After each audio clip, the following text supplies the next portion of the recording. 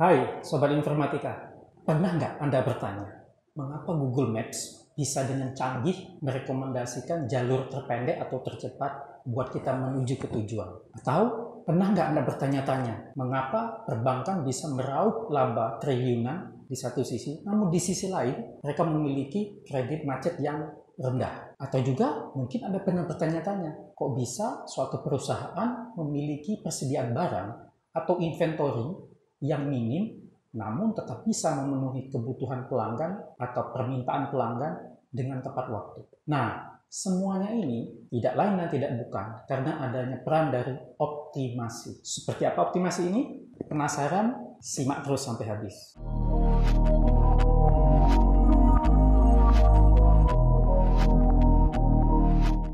Rubrik DESI atau metode estimasi di channel ini membahas secara lengkap metode-metode dan teknik-teknik optimasi yang langsung dibarengin dengan implementasi langsung menggunakan bahasa pemrograman PHP.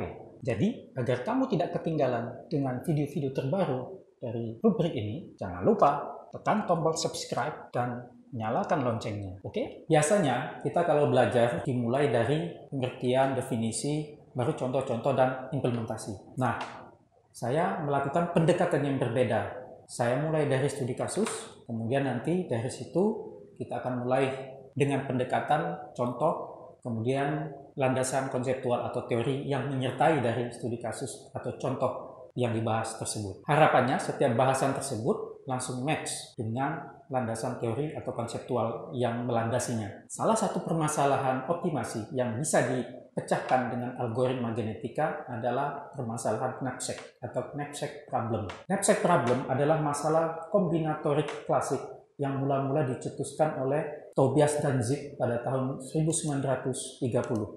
Knapsack problem adalah masalah yang kerap dihadapi dalam kehidupan sehari-hari, di mana ada suatu wadah yang memiliki kapasitas maksimal, kemudian ada item-item barang yang harus dimasukkan ke dalam wadah tersebut, dan mana item-item barang tersebut memiliki value atau nilai masing-masing, sehingga harus dipilih barang-barang mana yang paling berharga yang bisa masuk ke dalam wadah tersebut, namun tanpa melebihi batas maksimal wadah tersebut. Dari gambar ini kita bisa lihat bahwa dengan kapasitas maksimal tas yang bisa mewadahi barang-barang tersebut adalah sebesar 15 kg. Artinya nanti akan ada beberapa item barang yang tidak bisa dimasukkan di dalam tas tersebut. Namun kita tidak menggunakan studi kasus knapsack problem karena sudah umum dan banyak digunakan. Kita coba contoh lain pada knapsack problem, yaitu paket parcel hari raya. Bagaimana kita ketahui bahwa setiap hari raya pihak swalayan dan juga masyarakat akan sibuk dalam menentukan atau membeli parcel yang akan diberikan kepada sahabat, kolega, dan keluarga. Paketnya pun bermacam-macam. Ada paket besar, paket menengah, dan paket kecil. Item yang masuk ke dalam setiap parcel itu pun bermacam-macam. Mulai dari minyak goreng, cookies, biskuit, coklat, dan lain sebagainya. Item-item yang dimasukkan tersebut bisa dari preferensi pembeli, namun bisa juga ditentukan oleh pihak penjual, yaitu swalayan atau supermarket. Namun menurut kami ada satu kelemahan yang dimiliki dengan model penentuan item-item produk yang dimasukkan dalam suatu parcel, yaitu ada suatu produk yang mestinya cocok atau layak dimasukkan dalam paket tersebut, namun karena keterbatasan tempat atau biaya yang melebihi budget, sehingga item tersebut tidak dimasukkan ke dalam paket parcel tersebut. Karena kita ketahui item-item produk dalam suatu swalayan atau supermarket itu sangat banyak, dari ratusan hingga ribuan item. Nah, berdasarkan kebiasaan tersebut, kita coba memberikan alternatif atau cara lain untuk menentukan item-item produk yang bisa dimasukkan ke dalam suatu parcel dengan pendekatan teknik optimasi menggunakan algoritma genetika. Nah, dari situ spesifikasi kebutuhan kita dalam studi kasus ini adalah, pertama, biaya parcel mendekati atau sama dengan budget yang ditetapkan. Kedua, semua item produk memiliki value dan kesempatan yang sama untuk dipilih, sehingga tidak ada item produk yang memiliki bobot atau nilai lebih tinggi dibanding item produk yang lain, sehingga semua nilainya sama, dianggap nilainya sama dengan 1, sehingga semua memiliki kesempatan untuk terpilih dan masuk ke dalam parcel, sehingga tidak peduli jumlah itemnya banyak atau sedikit, yang penting selama masih di dalam kisaran budget yang ditentukan, maka potensi produk masuk ke dalam parsel semakin terbuka lebar. Algoritma genetika pertama kali dikenalkan oleh Profesor John Holland, seorang profesor teknik elektro dan computer science dari University of Michigan. Profesor Holland menuliskan temuannya tersebut dalam sebuah tulisan yang berjudul Adaptation in Natural and Artificial Systems. Algoritma genetika terinspirasi dari teori evolusi, sehingga nanti dalam pembahasan kita ke depan akan banyak menemukan istilah-istilah yang terkait dengan teori evolusi tersebut, terutama di bidang biologi. Baik, secara garis besar, langkah-langkah yang dilakukan di dalam algoritma genetika adalah mencakup inisialisasi populasi awal, kemudian melakukan seleksi, kemudian kawin silang atau crossover, mutasi, kemudian evaluasi, dan terakhir menentukan individu terbaik. Mari kita bahas langkah demi langkah. Pertama, inisialisasi populasi awal. Populasi adalah kumpulan dari kandidat solusi atau individu. Dalam dunia nyata, individu adalah makhluk hidup sama seperti halnya manusia, kera, sapi, jerapah, burung, dan lain sebagainya. Dalam algoritma genetika sendiri, individu mengacu pada kandidat solusi. Individu atau kandidat solusi dalam algoritma genetika dikodekan dalam bentuk kromosom. Jadi, di dalam algoritma genetika, jika disebut sebagai populasi, maka di dalamnya berisi kumpulan dari kromosom-kromosom yang merupakan kandidat-kandidat solusi. Setiap kromosom memiliki gen yang memiliki tempat atau lokasi yang tetap dan memiliki nilai-nilai tertentu. Nilai-nilai pada suatu gen bisa dalam bentuk real atau biner. Artinya, apabila kita mengacu pada studi kasus kita, maka satu kromosom mengacu pada calon satu paket parsel yang akan terbentuk. Semua akan berbentuk deret angka biner 0 atau 1. 0 berarti item produk tersebut tidak masuk di dalam paket. Sebaliknya 1 berarti item produk tersebut akan masuk di dalam paket parcel. Karena yang dimasukkan ke dalam parcel hanyalah item produk, maka pada kasus ini kita hanya akan menggunakan satu variabel saja, yaitu X. Berarti nanti panjang kromosom akan sangat bergantung pada jumlah item produk yang akan berpotensi dimasukkan ke dalam parcel. Dengan kata lain, kromosom akan berisi seluruh item produk yang nantinya akan ditentukan apakah akan dimasukkan atau tidak ke dalam parcel. Nah, guna keperluan ini, kita tentu saja membutuhkan dataset produk, item produk tentu saja ya. Agar lebih cepatnya dan mudah, kita pakai saja item-item produk dari Perindo misalnya. Kita simulasikan dulu dalam Excel ya, supaya enak untuk memahami bagaimana terbentuknya kromosom-kromosom calon kandidat solusi. Pertama kita tulis dulu ya, nama item-item produknya. Jadi kalau ada 10 item ya tulis 10 item semua ya di dalam setiap kolom ini. Kemudian kita sebagai contoh kita simulasikan ada 7 individu ya. Ada 7 individu. Nah, karena di sini contoh di sini ada 1 2 3 4 5 ya, ada 5 item produk. Berarti kita akan membangkitkan terlebih dahulu nilai-nilai di dalam setiap gen ini ya. Jadi setiap satu item produk mewakili sebuah gen dalam setiap individu. Setiap gen seperti yang sudah dijelaskan sebelumnya memiliki nilai yang untuk kasus knapsack adalah bernilai biner ya, 0 atau 1. Nah, itu kita buat secara acak nilai gennya ya, kita pakai fungsi run liquid 0 1 ya, ya. Dan kita coba kopas ya, kemudian kita aplikasi seterusnya ya.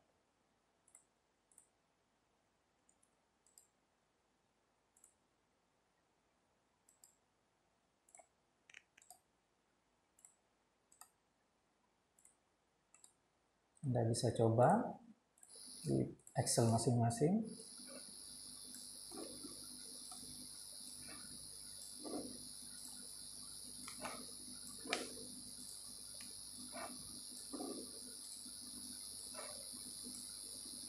Nah, di sini sudah terbentuk ya yang namanya populasi, terdiri dari 7 individu. Nanti dalam prakteknya Anda bisa menyesuaikan mau ada berapa individu di dalam sebuah populasi tersebut. Sekarang kita coba untuk mengcoding langsung menggunakan PHP untuk membangkitkan populasi awal ya. Baik, pertama kita ketahui kita sudah mendapatkan katalog dari Superindo ya, produk barang, sehingga kita perlu membuat dataset terlebih dahulu. Jadi kita perlu membuat dataset produk terlebih dahulu ya. Jadi dari katalog tersebut kita simpan dalam bentuk file teks atau bisa juga Excel. Untuk kasus ini kita pakai txt dulu atau teks ya. Kebetulan saya sudah siapkan ya. Jadi sebelum kita nulis codingnya, kita buat dulu dataset produk ya, txt ya. Kemudian saya paste. Nah ya. Jadi di sini sudah ada sampel item produk ya, Citato, Tesos Robot Kota ya, Botan Makarel dan lain-lain di dalam folder Algen ini. Baik, sekarang setelah dataset dalam bentuk txt sudah kita buat, maka kita selanjutnya akan mulai ngoding algoritma genetika untuk studi kasus knapsack ini. Akan dibuat filenya di text editor yang menjadi favorit Anda masing-masing. Kalau saya menggunakan Visual Studio Code. Kemudian langkah pertama, kita akan membuat katalog produk dulu, oke? Dengan membaca dari file txt produk sebelumnya yang sudah kita buat ini. Kita akan membuat katalog terlebih dahulu. Karena itu kita buat dulu kelas katalog. Oke. Nah, apa saja yang dibutuhkan untuk membuat kelas ini? Pertama-tama kita harus menentukan dulu parameter awal ya, yang nanti akan digunakan seiring dengan perkembangan codingan kita ini. Kita butuh dulu array untuk menyimpan nilai-nilai parameter yang bakal digunakan ya. Untuk pertama kita butuh, karena kita membaca file, maka kita butuh yang namanya parameter nama file ya. File name kita simpan dalam multidimensional array ya.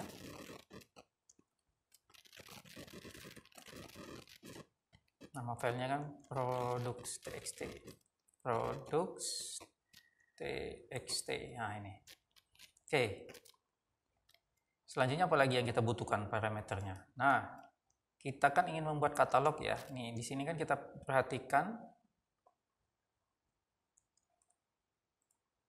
bahwa ada nama produk dan harga. Nama produk dan harga. Polanya seperti itu. Kemudian dipisahkan dengan tanda koma. Sehingga kita memerlukan dua pengganti nama kolom ini, yaitu nama field atau kolom nama produk atau item saja kita sebut, kemudian harga.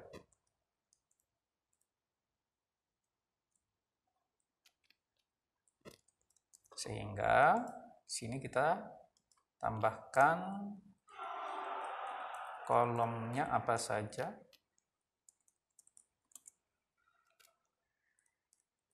Itu item dan harga. Ya. Nah, sementara dua ini dulu. Oke. Kemudian kita akan mulai masuk membuat codingan di kelas katalog. Pertama-tama ya, kita akan tentu saja memanggil file itu terlebih dahulu ya. Oke. Kita buat saja dulu dengan fungsi produk ya.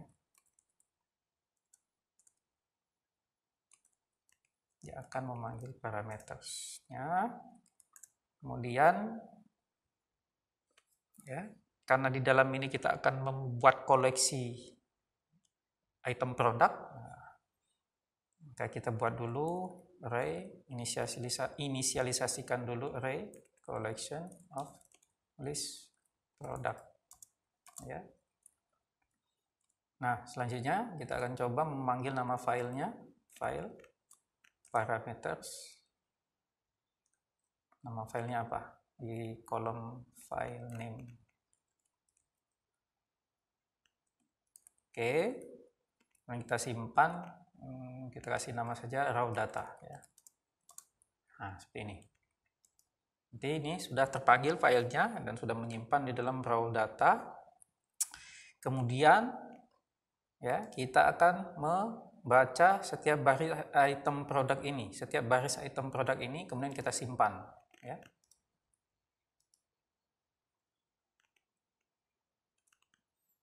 Kita for each raw data ya, sebagai yang mau kita baca ada list ya. Berarti kalau list itu berarti barisnya ya. List of raw product ya. Karena membaca dari file saya beri nama seperti ini, raw product. Kemudian nah, di sini dia akan membaca per baris. Nah, kita akan langsung kan secara default indeksnya pasti ini 01, 01, 01. Tapi kita tidak mau menggunakan itu, kita langsung mengubahnya menjadi item price, item price, item price. Oke.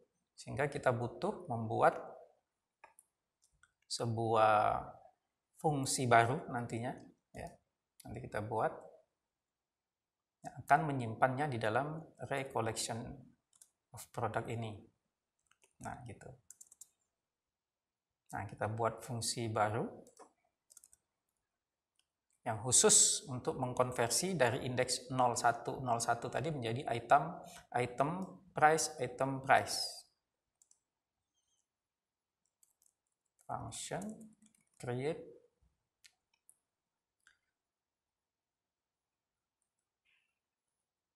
product column ya. Kita sebut itu aja, product column. Sini ada kolomnya dari parameter, nanti kita panggil. Kemudian tentu saja list setiap produknya. Ya. Seperti itu. Ya, kemudian kita panggil coba this create product catalog, this create product column ya, kemudian kita berikan parameter kolomnya ya. Kemudian nah, perlu diingat bahwa karena ini file text dan kita perlu untuk memecah menjadi dua kolom ya yang dipisah koma, maka kita pakai fungsi bawaan PHP yaitu explode. Nah, ya, tanda koma, kemudian dari list row of product tersebut, gitu ya. Nah, kolomnya dari sini, bukan dari parameter ini, kemudian list of product, jadi parameter yang di sini. Oke. Nah, selanjutnya kita akan isi create product column fungsi ini. Jadi kita akan membaca setiap kolom dari item produk yang selalu ada dua ini, 01, 01, 01. Jadi kita baca for each list of raw product ya. Tapi kita tidak menggunakan nilainya ya. Kita hanya mau menggunakan key-nya saja. Berarti kita panggil pakai array keys. Oke. As list of product key ya, karena key-nya saja ya. Namanya seperti itu. Nah, di sini bagian paling penting, kita kan akan mengubah indeksnya 01, 01, 01 menjadi item price, sehingga kita panggil kembali list of raw product, kemudian kolomnya, ya, kolom yang indeksnya ya, adalah dari list of raw product key ya, sama dengan kita isi ya. Jadi kita isi dengan nilainya ya. Jadi karena kita hanya ingin mengganti indeksnya saja menjadi item dan price. Nah, kemudian kita isi ya array tersebut dengan nilainya. Jadi kita panggil nilai produk list of raw product, kemudian di indeks saat itu. Nah, ya. Ya. Oke. Nah, jangan lupa untuk mengosongkan kembali. Mengosongkan kembali atau unset ya. Yang sebelumnya. Ya, array yang sebelumnya. Kemudian kita akan coba return.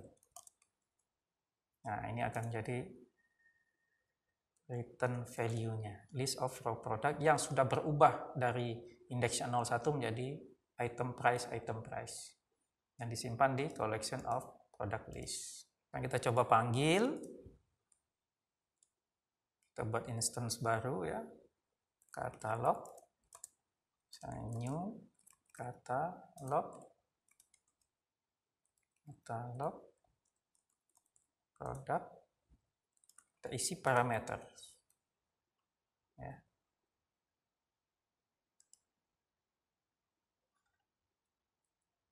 Coba kita print R.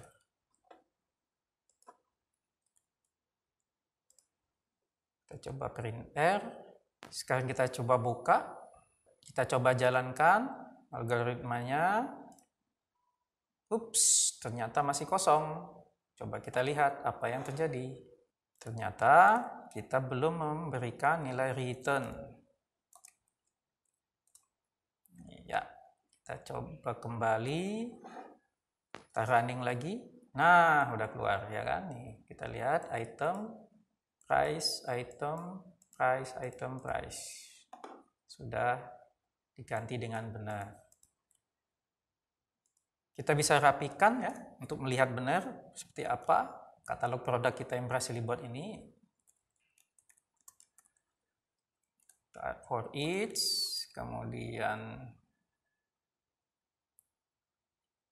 list of product, kemudian kita panggil, kita print R saja,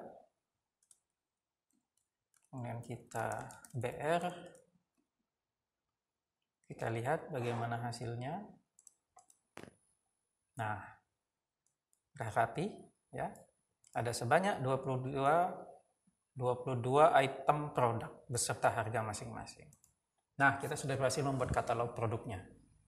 Baik, selanjutnya setelah kita bisa membuat katalog produk, maka kita akan mulai membuat populasi awal. Namun sebelumnya kita akan merapikan dulu ya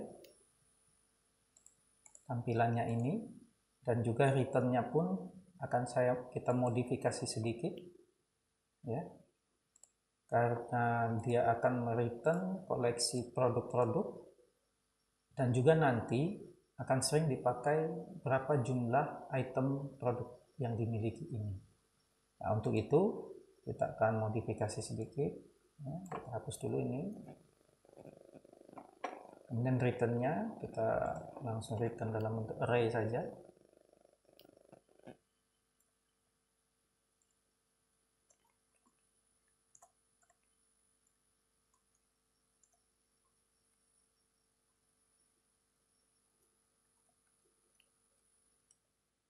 Ini kita kasih nama ya, itu misalnya produk. Kemudian di sini kemudian kita hitung panjang gennya. Karena seperti kita ketahui jumlah koleksi list produk itu sama dengan panjang gen dalam setiap individu. atau kandidat solusi seperti yang sudah dibahas di teori sebelumnya. Jadi kita pakai fungsi count, kemudian collection of list product. Nah itu, coba kita jalankan ya.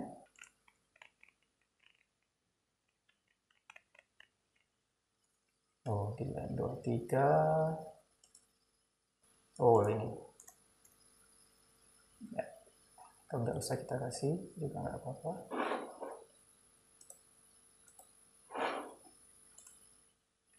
Nah, kita lihat list produknya, ya, yaitu produk, kemudian panjang dari gen atau banyaknya item produk ini. Baik, sekarang kita mulai membuat populasi awal. Sesuai definisi sebelumnya di teori, kita ketahui bahwa populasi adalah kumpulan-kumpulan dari individu. Nah, satu individu itu mewakili seluruh item produk. Ya, dalam kasus ini kita punya produk itu sebanyak 22. Nah, berarti gennya panjangnya adalah 22. Ya. Kemudian kita berarti membutuhkan berapa jumlah individu dalam populasi tersebut. Nah, oleh karena itu kita harus menambah parameternya kembali, yaitu jumlah banyaknya individu atau population size ya. Population size, ukuran populasi. Misalnya sebanyak 10 individu ya. Sebagai coba-coba dulu ya. Percobaan. Nah, sehingga kita bisa mulai buat kelas population generator. Ya, ini untuk buat populasi awal. Misalnya karena terdiri dari individu, maka kita buat dulu individunya ya, function create individu. Jangan lupa kita panggil parameters ya, karena akan selalu dipakai. Kemudian di sini ada function create population ya, population ya, dan juga parameters ya, karena nanti setiap individu itu akan masuk dalam populasi dan yang akan kita return adalah populasinya.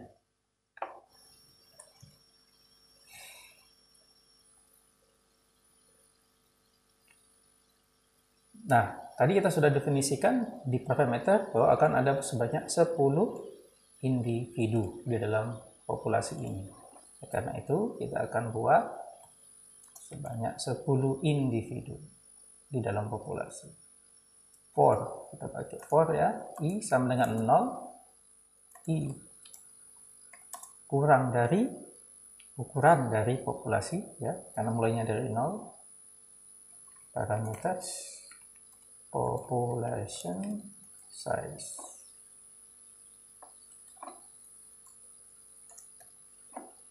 Population size. Nah, kita mulai buat tuh individunya. Kita berarti memanggil create individu parameters. Oke.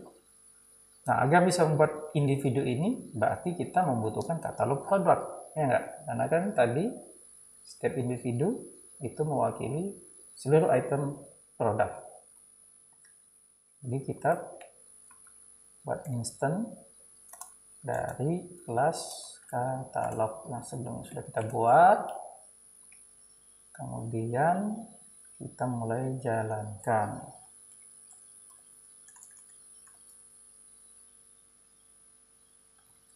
For I sama dengan 0 ya.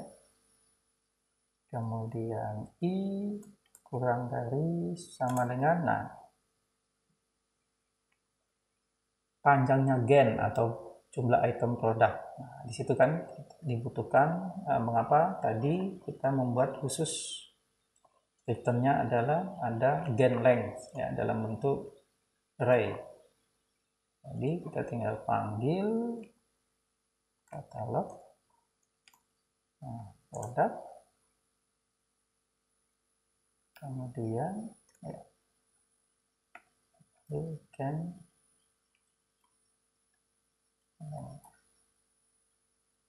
kurang dari satu, kurang dari satu, dengan plus plus. Nah,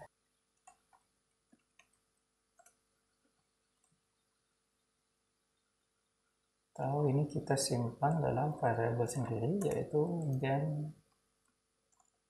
length of gen.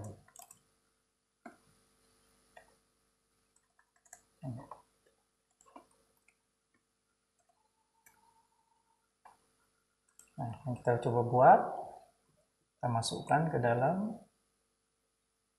file return sendiri ya. Akan di return. Jadi ini akan membuat satu individu, artinya ada 22 panjang gen. Masih ingat? Harus ingat bahwa satu gen itu berisi nilai dalam bentuk biner kalau untuk studi kasus kita, yaitu 0 atau 1. Berarti kita buat fungsi random antara 0 sampai 1. Ya.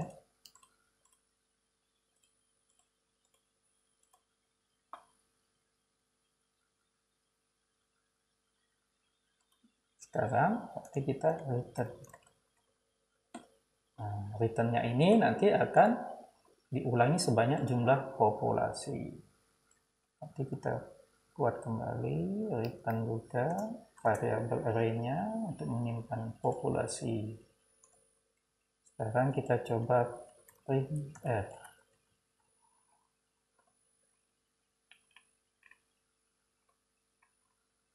Dan kita hapus dulu ini hasil yang tadi untuk katalog. Kita coba panggil, kita buat instance baru, yaitu initial population. Population generator. Kemudian ini population, panggil create population parameters. Oke, kita coba. Ya, dulu kita coba jalankan. Nah, sudah terbentuk. Sekarang kita coba rapikan ya, supaya tampilannya seperti halnya populasi.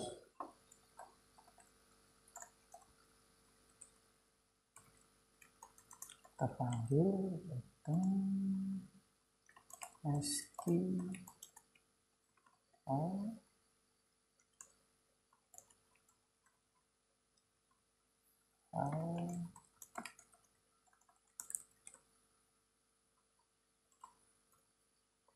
kita coba jalankan dulu. Nah, berarti ini ada 10 individu dalam sebuah populasi. Inilah populasi awalnya. 0, 1, 2, 3 ini adalah indeks dari item produk, seperti yang di sini.